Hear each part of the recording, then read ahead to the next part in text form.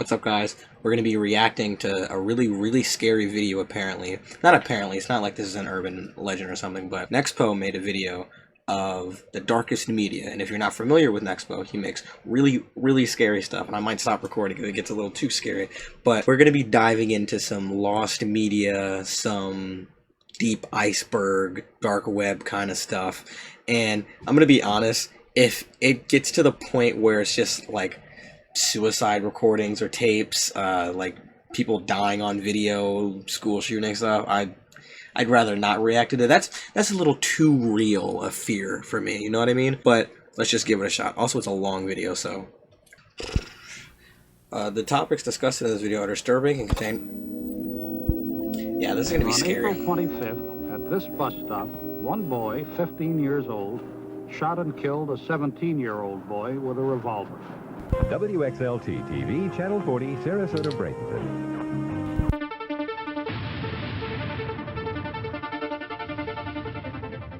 Preview guide. Lost media is a topic that I have been enamored by for years, yet have surprisingly not formally gotten into. The thought of disturbing TV broadcasts, audio and VHS footage that have been lost to time is fascinating, and the links that people go to find them is incredible. I can't have this with headphones on. So much dark and disturbing content has existed even before the internet, and the aim of this series is to dive into them, their search, and their stories, because, as it turns out, some of the darkest lost media out there seems to have always existed among us. You know, I'm already getting kind of spooked out because I don't know about you guys, but when I watch my stuff, when I watch scary things, I watch it on my phone or my tablet, right? A small screen. It feels like I'm confining it. I'm watching it on my laptop with headphones on. So, I don't know if that's just me being pussy, but I'm kind of spooked. Oh, man.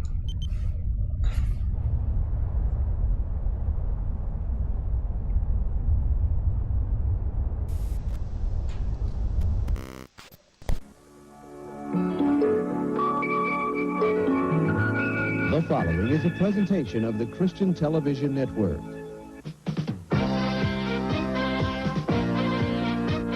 It's pretty good so far. I thought that was the condom challenge.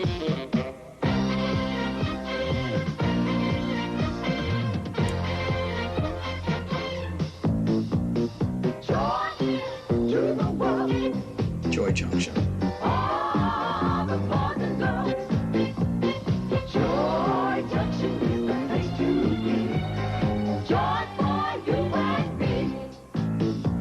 Come and join us for a half hour of fun and games at Joy Junction. Now here's Sheriff Don. They got the black girl in the back of the... 1980. A show is broadcasting on the Christian Television Network named Joy Junction. It's textbook public access TV, set at the eponymous village and hosted by the town sheriff. Throughout the show's lifespan, the town residents would join in for educational bits about the Bible, and kids were encouraged to take part in various games. It seemed to have been pretty successful during its time, as it was on the air for a few years. Bizarrely, nearly every record and archive of this show ever existing have been wiped though, merely leaving us with a handful of surviving re-uploads on YouTube. This has, admittedly, made it difficult to find any further information about Joy Junction aside from what we can distill from the existing footage. But that's okay, because that's not the main reason we're here anyway. Hi, everybody. What's happening? Someone's gonna fucking die on the show live. I've been waiting on you. Oh, I'm sorry I got tied up, Marty, but traffic was heavy and the stores were busy. You know how it is when you go shopping. One of the show's cast members was a ventriloquist by the name of Ron, and he was present in nearly every episode, joined by his doll Marty. Never going to come back. Well, I did come back, didn't I? Yeah. I told you I would come back, didn't I? Yeah. And I'm sorry. Typically, they'd have a quick conversation about whatever the topic of the day was, and it, at least in the surviving archives, appeared to serve as a bridge between two segments of the show. Ron's full name was Ronald Brown, and in the years following the show's eventual end, he'd launch his own puppeteering company out of Florida called Puppets Plus. Cool. On his website at puppetsplus.com, we can observe a myriad of their clients, along with the age groups that he was primarily hired for. Ages 2 to 5 and 6 to 11. Just don't be a creep, man. Already see At what's first going. glance, this seems par for the course in his profession. Children's entertainment was his forte. However, it's when we back up and take a look at Ronald as a person when things begin to sour.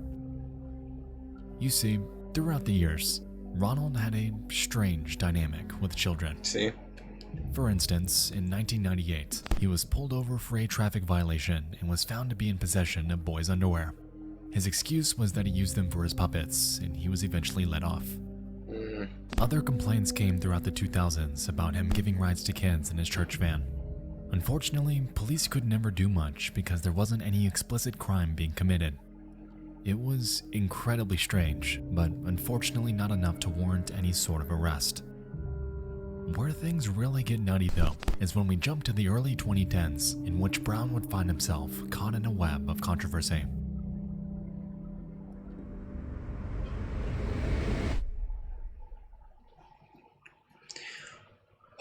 Why do I care so much what people think about me? I think I'm gay.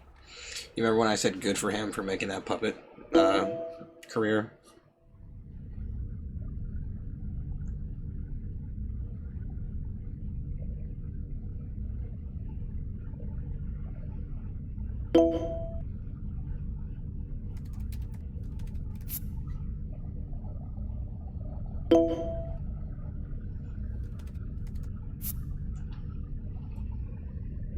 I'm sorry.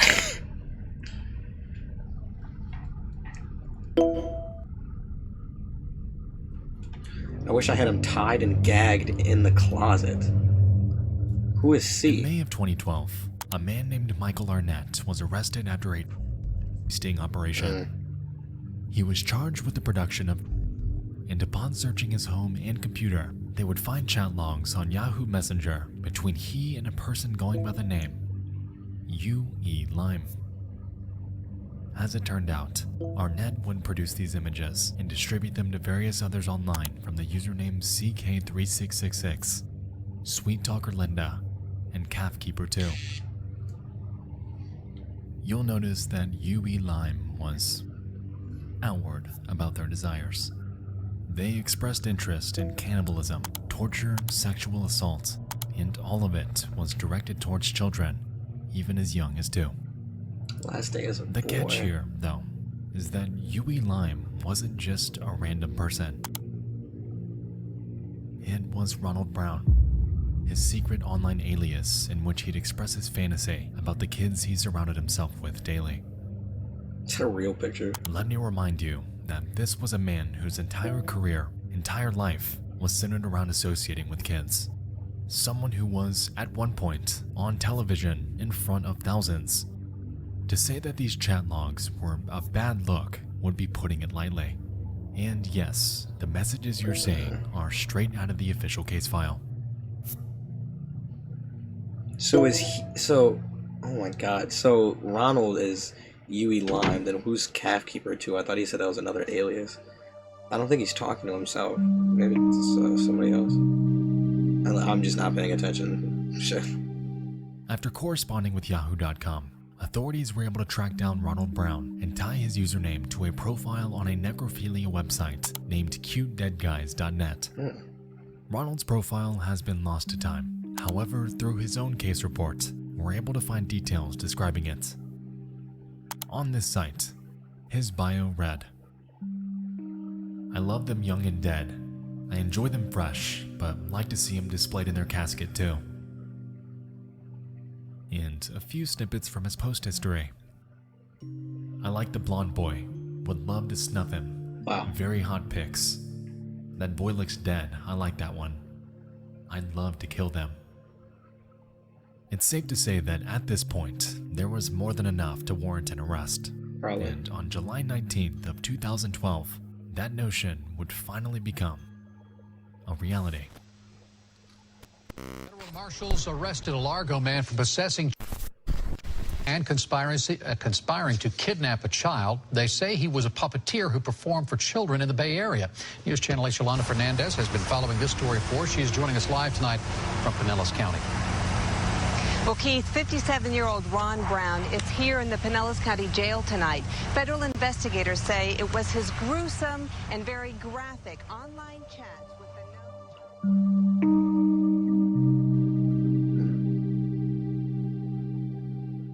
the Brown's house was raided, and scattered across his home were pictures of kids being tied up, and even some that appeared to be dead. Jesus Christ. Furthermore, agents found CDs with much of the same material, a blow-up sex doll dressed in boys' clothes, a journal he kept about his fantasies dating back to 1978, and even books about serial killers and cannibalism. He was eventually found guilty of possession of and was sentenced to 20 years in federal prison with a lifetime of supervision thereafter. Had he lived out his full sentence, he would be out sometime in 2033. However, as of August of 2020, it's reported that he is now deceased. Did they Epstein him, or did he actually kill himself? My heart goes out to the children who had to suffer for the pleasure of this monster and all of those who associated with him. For his entire life, he was calculated and knew what he was doing. His career, his church van favors, his company parties, all a front for some of the darkest desires imaginable. Yeah. In hindsight, I understand why Joy Junction's records were wiped. It was a show with a good premise and good intentions, I won't deny that. However, now bears a reputation forever stained by the devil, hidden within them. I'm not gonna lie, but if I'm wrong, I don't know how many kid shows there are, like, still today. Like, that's just because I probably don't watch TV or kid shows anymore, but, like, how many shows like Barney are, like, still around? I know there's Cocomelon, but that's, you know, cartoons and stuff. Like, how many live TV shows of that, of, like, kid stuff? Before we continue, just a couple quick announcements. Oh. First off, I'd like to formally announce my second channel. Sell out. Nexpo.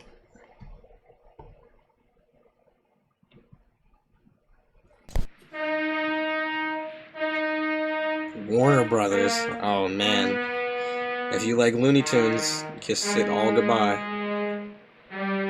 Dolores Costello. The year is 1928, and a romantic disaster film about Noah's Ark hits theaters. Directed by a man named Michael Curtis, it premieres during a transitional period between silent movies and talkies, or films with actual spoken dialogue.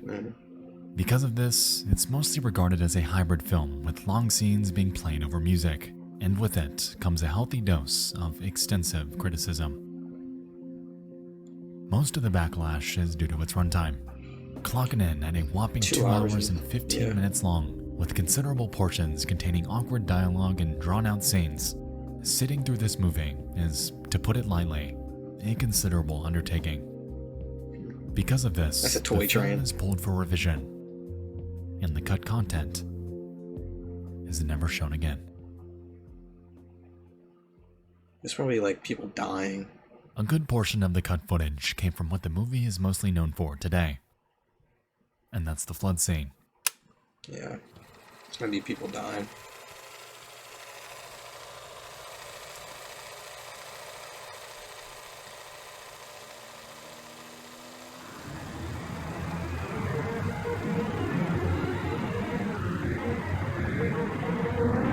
See the audio though, I mean, is that In it, appropriate? we can observe a slew of actors fighting their way out of a crumbling temple and towards the Ark to stay alive. It's a grandiose set with a lot going on, and keeping in mind the time period, all of this was pulled off with practical effects. These people were, legitimately, submerged. Yeah. It's just like a real snuff film. I'm pretty sure it's gonna be like all of them actually drowning.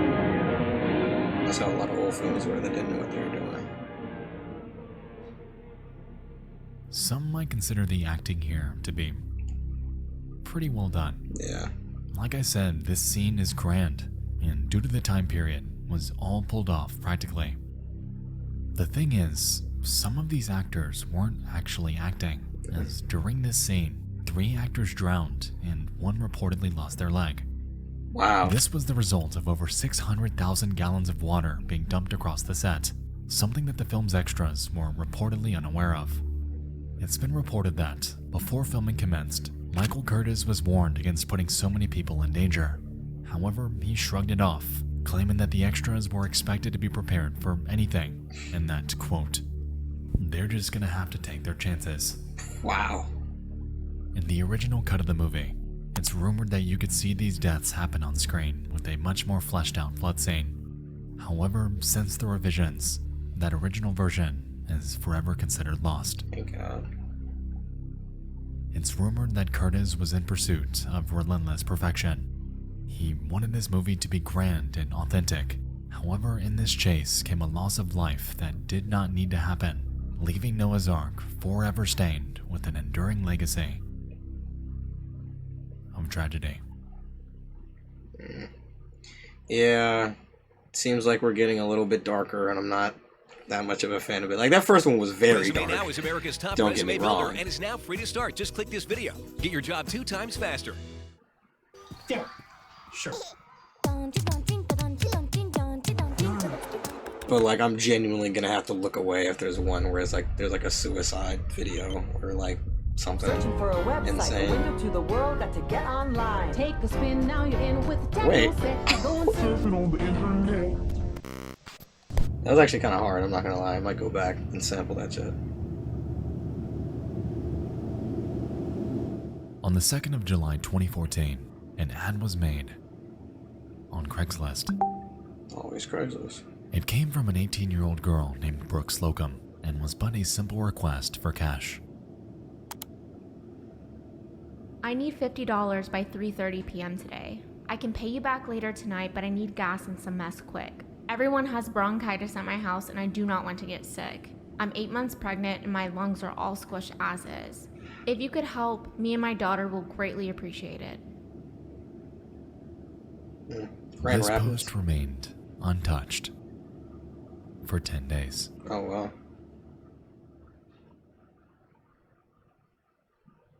That's unlucky, I guess. At 10:08 p.m. on the night of July 12th, Slocum receives an email from a man going by the name Mike's Hard. I can host, what are you thinking? I'm 25. This was a reply to other, separate ads that Brooke made around the same time period, in which she would solicit sex for money.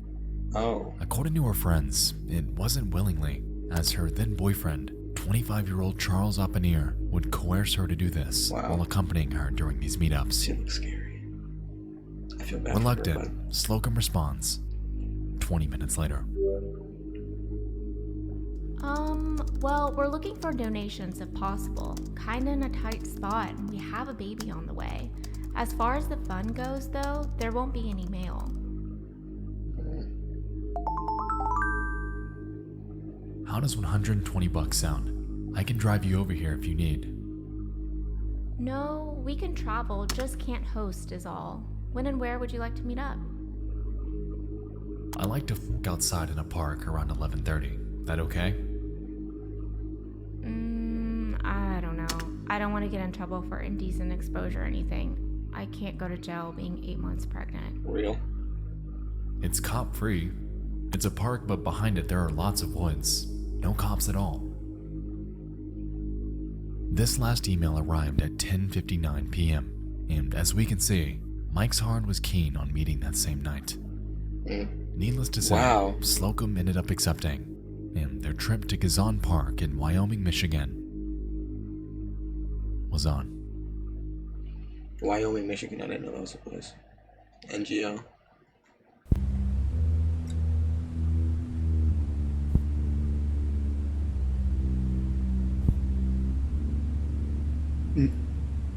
No way, this is real. No. I don't want to see this, dude. It's midnight. I think I've seen this before. The couple arrives, with Mike pulling up shortly after. Initially believing this to be another sex meetup, the two approach Mike without much concern. Sometime during the next few minutes, Brooke is grabbed, bound and shoved into the trunk of Mike's car. In haste, Charles tries to help, however is unsuccessful, resulting in a violent altercation between the two. It's unclear how long this fight lasted. However, what is certain is that during this, Charles was violently killed. Mike drags his body near the woods, saws his head off, and covers the remains with sticks. Oh my Yet, without God. so much of a single witness, he jumps in his car and, alongside Charles' head and Brooks Slocum stowed behind him, drives off into the night. Oh my God. That's insane.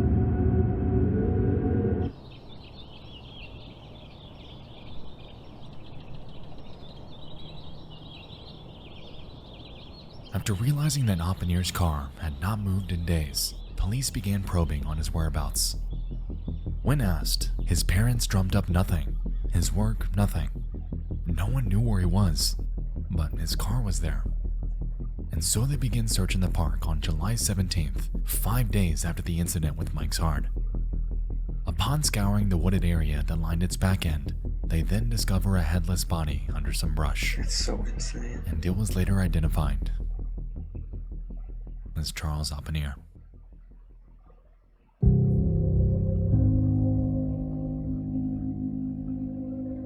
In the coming hours, it was realized that Oppenhier wasn't single, and his girlfriend, too, was missing. In haste, authorities obtained a search warrant for her apartment and began searching her laptop. On it, there were a myriad of conversations. However, one thread from Mike's Hard stood out among the rest. The Internet Crimes Against Children Unit was called in for analysis on the real name behind the alias, and they found that this address was tied to another email, which was tied to a Facebook for a man not named Mike, but Brady Ostrike.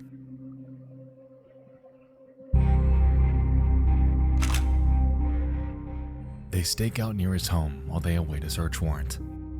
There wasn't enough evidence for an arrest warrant by this point, so that was a frustrating roadblock. The hours ticked by without much happening. However, around 9 p.m. on the night of July 17th, Brady would be spotted jumping into his car and leaving his home. A few moments later, he's stopped by a nearby officer. Before they could get to him, though, he takes off, leading to a grueling pursuit.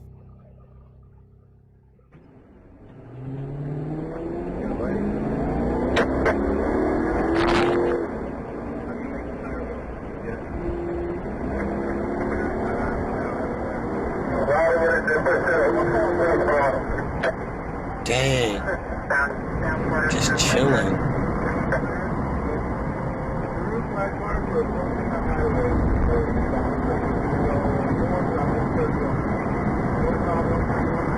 Is the siren not on, or? Eventually, he loses control and crashes into a cement barrier. Wow. As the officers pull up for apprehension, however, he on the head and falls forth to his death. My God. Just insane. A few seconds later, police approach and search his vehicle. In it was 31-year-old Brady Ostrike, dead in the front seat, and in the trunk, stuffed within a suitcase, was 18-year-old Brooks Slocum and her unborn daughter, both of whom were deceased. Upon searching Ostrike's home shortly after, they discovered a plethora of ropes, knives, swords, cages, straps, and bizarre writings that make little to no sense at all. I think I've seen this His on toilet Twitter. was inoperable, and the entire place was nothing short of rancid. So gross. Most interesting of all, however, was the discovery of cameras. I don't want to see anything insane. As it turned out, he had them all over his home so he could document his actions. I really and don't. What you're seeing here is Ostrike as he prepares the basement he kept Slocum in for those agonizing 5 days. Now, there exists footage of Brady Ostrike's grueling torture of Brooks Slocum. However, you'll never see it. The police department has gone on record to say that they will never release it, however describe it as something straight out of a nightmare. During the time Slocum was captive, and even when police were right outside the home, she was locked in handcuffs with a chain around her neck. Reportedly, Ostrike had bound her arms to the ropes hanging from the ceiling and left her dangling while he sexually assaulted and tortured her before strangling her to death. All of this was captured on film. That's so fucked, dude. That's so fucked up. Years later, Oppenheimer's head was found off some back roads 17 miles north of Gazan Park. It's a chilling end to a disturbing online saga and really drives home the fact that you really don't know who it is you're meeting with on Craigslist, dating apps, OfferUp, what have you, until you actually come face to face. Oh my god, man. What began as a simple request for just $50 had led to the loss of 3 lives following a days-long nightmare orchestrated by a depraved man. The torture footage is, as of 2022, considered indefinite lost media that may never see the light of day. Well, it's not lost, it's However, just... considering what exactly it entails, I don't think we'd really want it to. Dude, security camera stuff and like footage stuff just never sat well with me. I've always been queasy about like actual lost footage and actual lost videos and stuff like that. But oh my god, how much longer? In living color? Win Armstrong for Coast Federal. In there. Like the TV show? WXLT TV, Channel 40, Sarasota, Bradenton. We're with you on ABC with you. Oh, I hope they don't. I hope it's not actually in living color. Like the old TV show, like the diverse The SNL. year is 1972, and a reporter named Christine Chubbuck eagerly lands a job at WXLT Channel 40 in Sarasota, Florida. Initially hired as a reporter, she was reassigned to a spot named Suncoast Digest, She's gonna die. a local affairs segment that ran at 9 a.m. every Saturday. During her time there, she'd become attracted to a fellow reporter named George Ryan and would seek his attention by baking him cakes and expressing a desire to hang out. When she realized that he was already romantically involved with another coworker, however, it was detrimental to her self-image, as Christine historically had difficulty finding love. According to her family, she'd go on dates with various men throughout the years, however had trouble connecting socially with them. On top of this, by 1973, Chubbuck underwent surgery to have one of her ovaries removed. Okay, she's the And crazy as a result, her doctors began to pressure her, claiming that if she wasn't able to conceive within 2 to 3 years thereafter, she may never be able to. Why did she get them removed, though? Good evening. More than 100 people were reported dead in a plane crash near New York's Kennedy Airport this afternoon. The plane was an Eastern Airlines 727 nearing the end. As 1974 approached, Chubbuck witnessed a shift in news methodology. Christine always had a desire to pursue what she believed to be high-impact stories about issues affecting the community. However, WXLT executives were leaning more towards stories that were juicier, per se, utilizing fear and sensationalism to drive viewership, in turn generating revenue.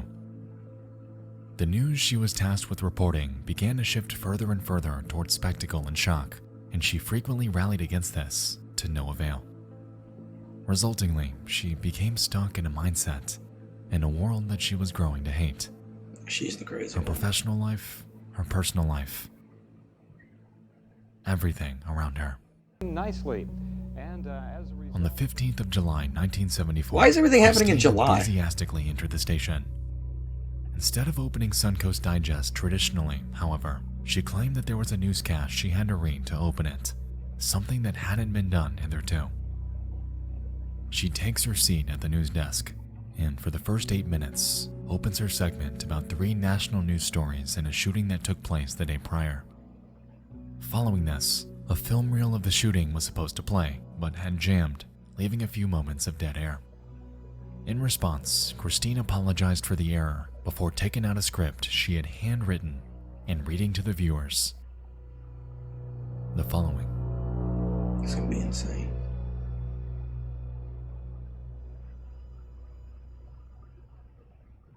Oh, I don't want to hear audio. I don't want it to be scary.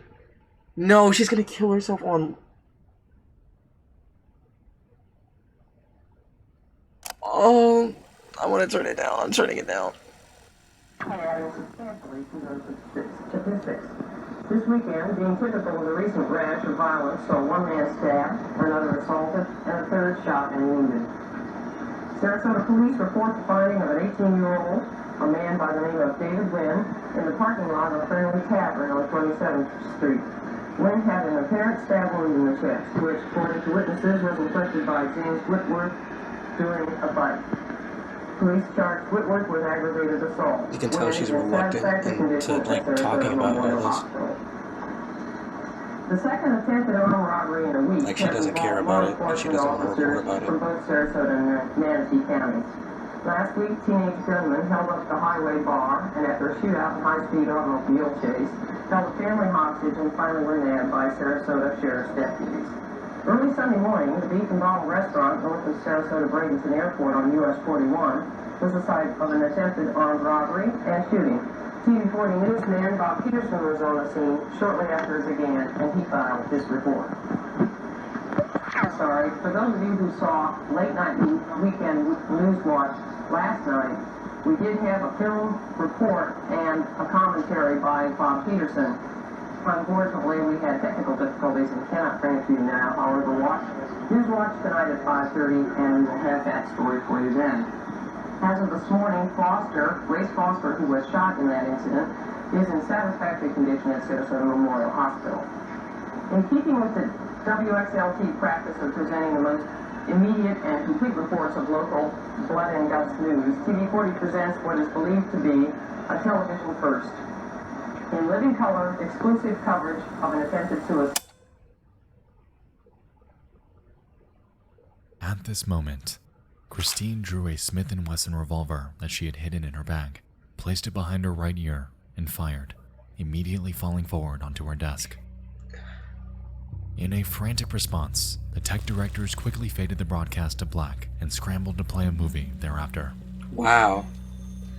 So, that's weird because, one, that's weird, but like, she interrupted herself? Because obviously she killed herself, but like while she was talking, like I guess she was just really fed up, and then that's when it happened. Thank God he didn't play that shit. But that's actually really crazy. Not only that, but you know, on air, all these thousands of people watching, and then the news people then are not only in shock, but they have to fade it to black, and then they scramble to put a movie on live. Like that's freaky. Calls began to flood in, with viewers questioning the authenticity of what they just witnessed, with some believing that this was just a morbid joke or a prank. However, it was far from it. She was rushed to Sarasota Hospital, and back at the station, the news director, Mike Simmons, had discovered 2 pages of a script left behind by her. The first page contained what we heard prior, however the second was a follow-up intended to be read by a third party. Today, Christine Chibuk during a live broadcast. She was rushed to Sarasota Memorial Hospital, where she remains in critical condition. Surprisingly, Christine's prediction turned out to be correct, not only because she was at that very hospital, but because she remained in critical condition for 14 hours until her eventual death. Christine's body was cremated and spread in the Gulf of Mexico, marking the end of a life full of despair. That's insane. To those around her and to her loved ones, however, an agonizing void was left that would forever go unfilled. Reportedly, only one tape of this incident existed and was kept by Bob Nelson, the station's owner. After his death, his wife Molly would inherit it before handing it over to a law firm for good.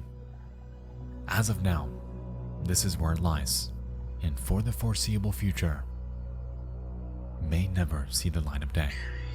That's insane. She wrote that. That's fucking bizarre. That's crazy. That's crazy. And she knew she was going to be in critical condition and wrote that shit. Oh, come on, don't be scary. That's just, that the woman on the table is really scary. Why are we getting all this woman violence, man? Oh my god. The past 3 have been about women dying, bro. We will return after these messages. Please be the last one. Fuck. I can't. To preface this last entry, I'd like to state from the outset that the following could be Absolutely nothing. The answer could be completely mundane. However, the footage in this section has personally stood out to me because of how bizarrely out of place it is and how little info there is about it. I was gonna put it in the next disturbing things. However, I think it fits better here. Let us begin. It's the 1980s. 20th century, bro. I know we're only 22 years into the 21st, but shit. 70s and 80s all the time. Beetlejuice makes its debut. Journey, Survivor, Guns N' Roses, and our favorite Rick Astley are on the airwaves. Yeah. And over on a stand-up comedy show named An Evening at the Improv, a child actor turned musician named Corey Feldman is world premiering his latest track, Something in Your Eyes. Okay, ladies and gentlemen, I'm going to start the show off tonight a bit differently than usual. What I'm going to do is I'm going to world premiere my song that I just finished writing and producing with Michael Damian from my new movie, Dream a Little Dream, with Jason Robards. It's called Something in Your Eyes. I'm going to do it right now.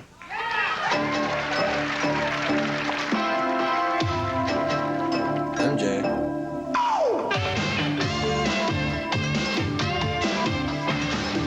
Yeah, this is 80s.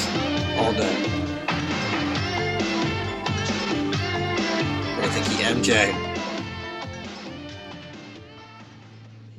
As we can see, he had a mixed reaction from the audience. Clearly lip-syncing and taking inspiration from Michael Jackson, he employs dance moves in a musical style that attempts to emulate them. Upon looking through comments about him on YouTube, it's clear that history hasn't exactly been kind to Feldman. But that's beside the point. The reason I bring this video up in the first place is because towards the song's end, Feldman's producer makes an incredibly strange cutaway to something that is very out of place for a video like this. Don't be scary. Don't Have be a look. disturbing. Don't.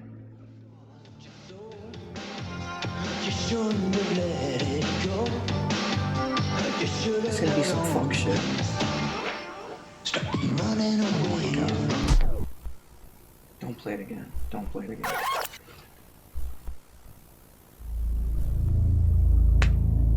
Like, What is this? And why is it here? Nowhere in this song does Feldman make any sort of mention about a woman being bound to a pool table. And after performing a cursory scan of his other music videos, cutaways like this never happen again. This seems eerily out of place, and discussion about this is painstakingly few and far between. My heart just fell out of my ass. The only mentions I could find about it were from Reddit and a few YouTube comments. However, none of them garnered much attention, and their sources are pretty much non-existent. With that being said, let's circle back to the footage so we can break it down ourselves. Oh my god. As we can see, the video of this woman was patched in post-production. Unlike the other cutaways that happened prior, this one has a different border. It's in black and white, and seems to be slightly lower quality than his music video. In the footage, we have a woman with brown or black hair tied up on each corner of the pool table, is in what appears to be a small room with a swinging light above her, and seems to be moving because of discomfort. To me, this footage could be one of three things. Either it's a scene from an obscure movie, a cut of a film, or it could be from a legitimate film. Numerous commentators suggested that this is potentially where a film, however, their claims are Personally, I believe it's one of the first I can't two, read it, this shit given is in how the way. obvious this cutaway is on something that's been seen by hundreds, if not thousands of people. If this were truly as sinister as it's been rumored, it would be a pretty stupid move to put it there. Regardless, this cutaway is one of the weirdest edits I have ever seen, and I'm still struggling to drum up a reason as to why it's there in the first place. I'm curious if you know anything about this, if you've seen it before, if you've heard about it, anything. This is a weird little mystery, and this is where I'm calling for your help. Who is the woman on the table? The fuck? That was it? Was that it? Are we done? Are we done? That actually kind of scared the shit out of me. I'm not gonna lie. Thank you so much for joining me in this first installment of The Darkest Lost Media. Yeah, thank you as well. That shit was fucking scary. Actually, okay, It wasn't as bad as I thought it was gonna be. Honestly, let me get full screen. It wasn't as bad as I thought it was gonna be. It was still pretty bad. A lot of it was sad. A lot of it was disturbing, and it's very dark in this room.